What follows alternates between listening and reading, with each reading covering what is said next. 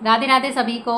गीता अध्याय 1 श्लोक 20 तक हमने किया था। अगर मैं रिकैप करूं तो आपको बता दूं कि 20 तक के श्लोक में हमने देखा था कि भाई विजय तो अर्जुन की होगी, उसके जो लक्षण है विजय के दिख जाते हैं। जैसे उसका जो रथ के ऊपर जो हनुमान जी का जो चिन्ह है वो इंगित है, उनकी ध्वजा इंगित है, तो भगवान स्वयं उसके साथ है। और जहाँ भगवान होते हैं वहाँ श्री जी भी होती हैं। तो आज हम श्लोक करेंगे 21वां 22वां। 21 और 22वें श्लोक में ये कहा गया है कि अर्जुन भगवान श्री कृष्ण से कहता है कि हे भगवान, मुझे बीच का जो मध्य है युद्ध का जो मेन युद्ध का स्थल है वहाँ के सेंटर में बीच में मुझे ले चलो मेरे रथ को। वहाँ से मैं सभी को देखना चाहता हूँ, एक बार निरीक्षण करना चाहता हूँ सारे के सारे योद्धाओं का। और यहाँ पर भगवान श्री कृष्ण का एक नाम और हमारे सामने आता है कि वो नाम है अच्युत। अच्युत का मतलब होता है जो हर स्थिति में एक जैसा हो, जो अटल हो, जो कहीं किसी स्थिति में बदले ना। तो देखिए भगवान ही ऐसे हो सकते हैं जो हमेशा एक स्थिति में एक जैसे हो, जिसके ऊपर परिस्थितियों का कोई प्रभाव ना पड़ता हो, जो अटल हो। तो इस भगवान को इस नाम से इसमें संबोधित किया गया है। और अर्जुन भगवान से याचना करता है कि भगवान मुझे ले चलिए मध्य में, मैं वहाँ से निरीक्षण करना चाहता हूँ। इसको हम किस तरह से आज के जीवन में रिलेट कर सकते हैं, कैसे हम देख सकते हैं। देखिए समस्या जब भी हो तो समस्या के केंद्र में जाके देखिए कि समस्या का किस तरह से निवारण हो सकता है। समस्या चाहे किसी भी लेवल पे हो, कहीं भी हो, विद्यार्थी जीवन में हो या आपके पारिवारिक में हो या किसी भी जीवन में हो, तो समस्या को बीच में ही हम जाके देख सकते हैं इस तरह से। तो इसके लिए भगवान से वो कह रहा है कि भगवान मुझे आप युद्ध का जो बीच का स्थल है उसमें लेके चलिए, मतलब रथ को बीच में लेके चलिए, ताकि वो वहाँ से देखना चाहता है सारे योद्धाओं के बारे में, सारा निरीक्षण करना चाहता है। तो 21 और 22वें श्लोक में यही बताया गया। अध्याय 1 श्लोक है 23वां। इस श्लोक में अर्जुन, जैसे 22 और 21-22वें श्लोक में अर्जुन ने कहा कि मुझे मध्य में ले चलिए, तो 23 में वो उसका कारण बताता है। कारण बताता है कि भाई मैं देखना चाहता हूँ कि कौन कौन से ऐसे योद्धा हैं। हालांकि उसे पता था कि कौन कौन अर्जुन को पता था कि कौन कौन दुर्योधन की तरफ से युद्ध में है, लेकिन फिर भी वो कहता है कि मैं इस मोमेंट पे, इस क्षण में देखना चाहता हूँ कि कौन कौन से योद्धा हैं जो उस मंद बुद्धि, दुर्बुद्धि, जो कम बुद्धि वाला है उसकी तरफ से, उसके समर्थन में आए हैं। देखिए बहुत बार हमारे जीवन में भी ऐसा होता है कि हमारी जो अपेक्षाएं रहती हैं दूसरे लोगों के साथ, उससे उलट सारी स्थितियां होती हैं। जो सत्य मार्ग पे चलने वाले लोग हमें जो लगते हैं कि भाई ये तो सही का साथ देंगे, जब हम देखते हैं तो वो गलत की तरफ ही खड़े रहते हैं। ऐसे आमतौर के जीवन में आप अच्छी तरह से देख सकते हैं।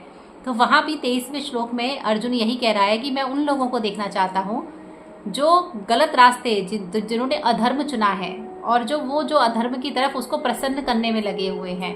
तो इस तरह से 23वें श्लोक में वो अर्जुन भगवान से कह रहा है। और यही एक कारण है जिसकी वजह से वो जो मध्य है, युद्ध का जो मध्य जो एरिया है, जो जगह है, वहाँ पे जाके वो अपने रथ से मुआयना करना चाहता है, वो देखना चाहता है। तो आम जीवन में भी ऐसे ही होता है। जो अच्छे लोग हमें जो लगते हैं, जो अच्छे हैं, जो सत्कार वाले लोग हैं, जो धर्मी लोग हैं, लेकिन अंत में जब हम देखते हैं तो वो अधर्मियों के साथ खड़े हमें पाते हैं, तो तब दिल पे बहुत ज़्यादा बुरा लगता है। और तब पता चलता है कि अच्छा ये तो अधर्मी ही थे, सिर्फ हमारी आंखों का धोखा था कि हमें ऐसा लगता था कि ये लोग सच की तरफ है या धर्म के साथ हैं। इस तरह से हम इस श्लोक को आज के जीवन से जोड़ सकते हैं। गीता का अध्याय 1 श्लोक है 24वां। अब जब इस तरह की वार्ता चल रही है, इस तरह की बातें हो रही हैं, तो भगवान श्री कृष्ण है वो उसके रथ को मध्य में ले जाते हैं। युद्ध का जो बीच का एरिया है बिल्कुल मध्य का, उसमें उसके रथ को ले जाते हैं, अर्जुन के रथ को भगवान श्री कृष्ण। और यहाँ पे अर्जुन का एक नया नाम निकल के आता है, वो नाम है गुंडाकेश। देखिए गुंडाकेश का मतलब किसी गुंडा से संबंधित नहीं है, यह इसका मतलब है जिसने नींद के ऊपर अपनी जय हासिल कर ली हो, यानी कि जिसने नींद को जीत लिया हो। यहाँ पे नींद से संबंध नींद का नहीं है, यहाँ पे नींद से संबंध अज्ञान का है। भगवान जिसके साथ हो तो ये तो स्वाभाविक है कि वो जो अज्ञान के ऊपर वो तो विजय हासिल कर ही लेगा, मतलब उसके पास ज्ञान होगा। अगर आप भगवान की शरण में रहते हैं, आप कितने भी अज्ञानी हो, लेकिन धीरे धीरे आप ज्ञान के प्रकाश में आ ही जाएंगे। इसी नाम से अर्जुन को संबोधित किया गया है। यहाँ पे उसे गुंडाकेश की उपाधि दी गई है। गुंडाकेश उसका नया नाम निकल के आया है, जिसने नींद को जीत लिया हो, यानी जिसने अज्ञान को जीत लिया हो। इस तरह कह के भगवान उसके रथ को, जो मध्य है, बीच का जो है युद्ध का मध्य, उसमें अर्जुन के रथ को ले जाते हैं भगवान श्री कृष्ण, क्योंकि भगवान उसके सारथी बने हुए हैं उसके रथ के।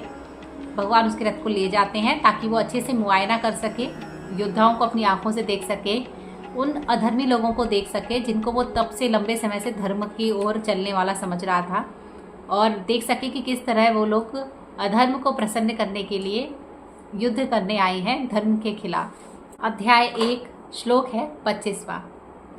भगवान अब उसको मध्य में ले गए हैं अर्जुन को।